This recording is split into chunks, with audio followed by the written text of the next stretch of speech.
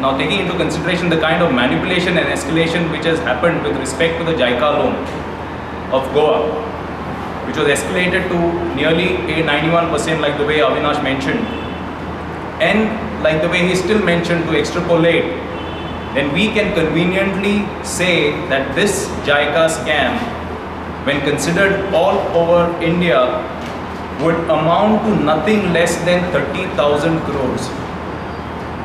Considering the yen to rupee fluctuation, the escalations included in the illegalities, the understandings between the contractors and the officials and the ministers. Now we'll come to the people involved as per us. At the state level, it would be the finance ministers, the PWD minister, the finance secretary, the PWD secretary, the project directors of JICA, the state level executive committee, the project implementation unit, and the PWD level coordination committee at respective years.